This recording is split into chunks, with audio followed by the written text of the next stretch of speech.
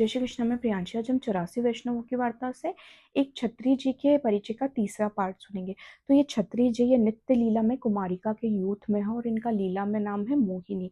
और इनका एक अन्य मार्गीय ब्राह्मण मित्र है, वो इनकी सखी है और उनका नाम है लक्ष्मी। जब ये आपशी से ब्रह्म संबंध लेकर आए, तब आपशी की कृपा से ये श्री ठाकुर जी की सेवा करने लगे। बड़े ही कुछ ही काल में श्री ठाकुर जी ने अपना अनुभव भी करवाने लगे।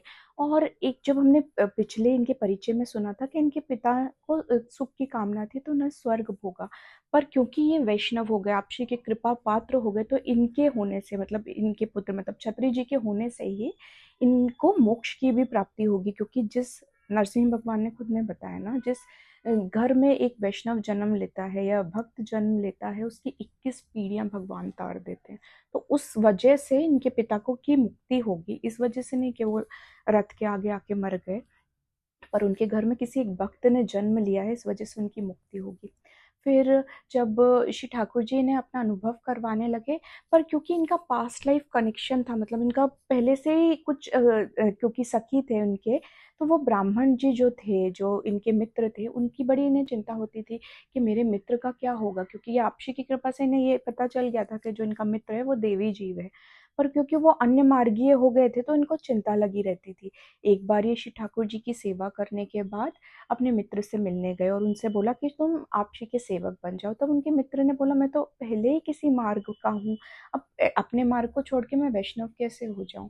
तब इन्हें बड़ा दुख हुआ। फिर ये चिंता करते करते मतलब वैष्णव में ये होता है, सहज क्वालिटी होती है कि उनमें दया होती है। तो चिंता कर करके, दूसरों की भी चिंता करते करते ये श्री ठाकुर जी को उत्थापन किया। फिर श्री ठाकुर जी ने इनसे बोला तुम चिंता क्यों करते हो, मैं एक ही काल में उसकी मति फेर दूंगा, उसे अब वैष्णव बना दूंगा।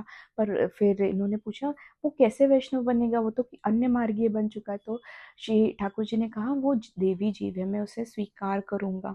तुम अगर कभी भी वो तुम्हें अपने घर बुलाए तो तुम रसोई सिद्ध करना, उसके घर में जाना और फिर महाप्रसाद लेना। तब ये इन्होंने पूछा छत्री जी ने कि मैं ऐसा कैसे कर सकता हूँ, ये तो हमारी रीति के विरुद्ध है।